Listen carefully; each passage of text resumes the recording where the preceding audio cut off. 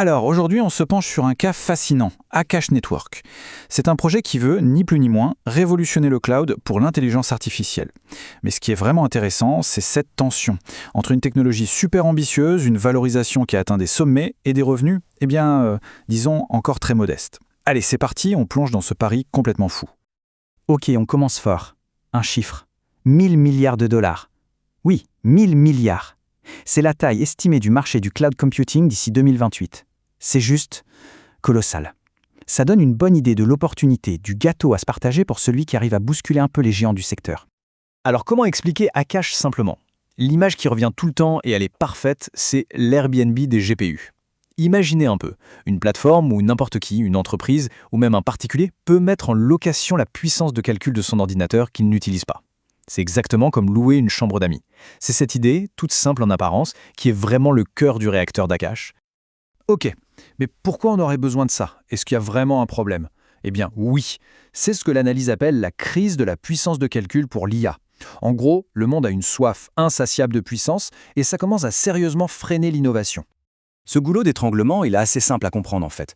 D'un côté, on a la demande qui explose, littéralement, tirée par la folie de l'IA, et de l'autre, l'offre, elle est contrôlée par une toute petite poignée de mastodontes, les fameuses hyperscalers comme Amazon Web Services ou Google Cloud. Et le résultat, c'est quoi? C'est des prix qui flambent et un accès super limité pour les plus petits. C'est devenu une vraie barrière à l'entrée pour innover. Et c'est là que Akash arrive avec sa solution. Leur idée, le super cloud. En gros, une réponse complètement décentralisée à un problème qui est par nature ultra centralisé. Alors comment ça marche ce truc? La technologie derrière, c'est un concept qui fait beaucoup parler de lui. Le DPIN. DPIN, ça veut dire réseau d'infrastructures physiques décentralisé. L'idée, c'est d'utiliser un jeton, une crypto-monnaie, pour récompenser les gens qui partagent leurs ressources, que ce soit du stockage, ou dans le cas d'Akash, de la puissance de calcul. Donc, au lieu de construire des data centers géants, on va piocher dans tout le matériel qui dort un peu partout dans le monde. Le mécanisme d'Akash en lui-même, il est hyper malin. C'est ce qu'on appelle une enchère inversée. C'est simple. Étape 1, quelqu'un arrive et dit « Voilà, j'ai besoin de telle puissance de calcul, tant de CPU, tant de GPU ». Étape 2, instantanément, des fournisseurs du monde entier peuvent faire une offre. Ils se battent pour décrocher le contrat. Et étape 3, le système choisit automatiquement le moins cher. C'est la beauté du truc. Cette mise en concurrence permanente est censée tirer les prix vers le bas. Et la promesse, la carotte au bout du bâton, elle est énorme. Akash dit que grâce à ce système, ils peuvent être jusqu'à 85% moins chers que les services cloud traditionnels. 85%! Ce n'est pas une petite réduction, c'est une proposition de valeur qui peut tout changer. Bon, l'idée est géniale sur le papier, on est d'accord. Mais maintenant, il faut parler chiffres. Il est temps que confronter cette belle histoire à la dure réalité financière. Et c'est là que ça devient intéressant. C'est pour ça qu'on parle d'un pari à 1 milliard de dollars. Premier chiffre à retenir, la valorisation. Fin 2024, le marché valorisait le réseau Akash à peu près 850 millions de dollars. C'est énorme. C'est une somme qui montre que beaucoup de gens croient très très fort au projet. Et maintenant, accrochez-vous. Le deuxième chiffre, celui qui fait mal. D'après le rapport qu'on analyse, les revenus annuels générés par le réseau sont d'environ 55 000 dollars. Non, pas 55 millions, 55 000. Voilà. C'est ce décalage, ce gouffre immense entre la valorisation à 850 millions et les revenus à 55 000 qui est au centre de toute la discussion autour d'Akash. Pour mettre ça en perspective, on peut regarder un ratio que les investisseurs aiment bien, le ratio prix sur vente. Pour une boîte de logiciels classique, en bonne santé, ce ratio tourne autour de 8, peut-être 10.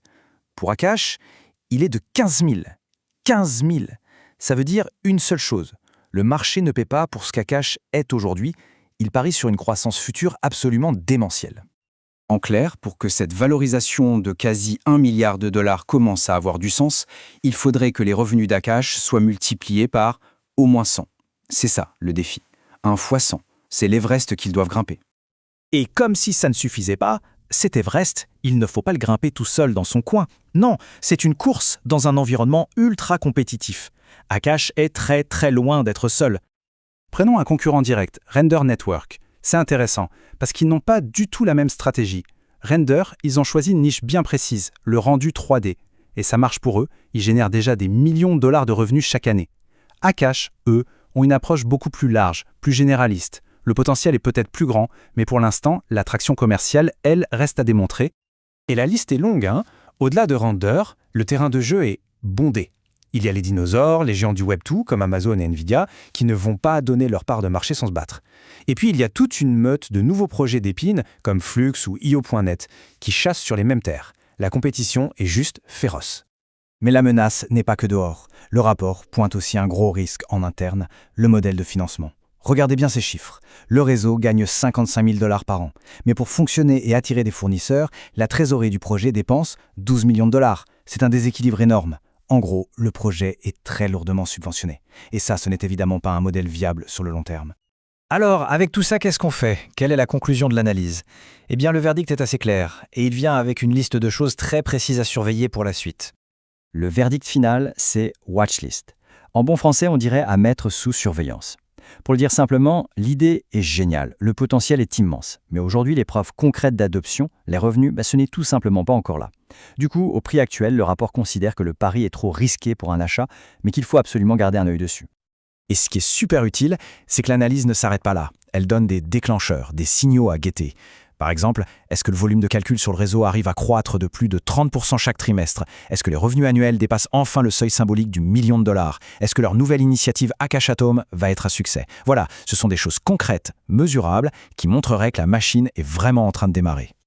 Maintenant, il faut être juste et ajouter un point très important au crédit d'Akash, l'équipe. Historiquement, ils ont toujours livré ce qu'ils promettaient. Le lancement du réseau principal en 2020, l'ajout des GPU en 2023, tout a été fait, et fait à temps. Et ça, c'est un point crucial. Ça donne confiance dans leur capacité à construire la vision qu'ils vendent. Ce qui nous laisse avec la grande question, la question à $1 milliard, littéralement. Est-ce que ce rêve un peu fou du supercloud, cette vision d'un Internet plus ouvert, plus accessible, est-ce que ça peut devenir une réalité rentable? Ou est-ce que la montagne de la concurrence et des réalités financières est tout simplement trop haute à gravir? C'est toute la question pour les mois et les années qui viennent. Merci d'avoir suivi ce décryptage.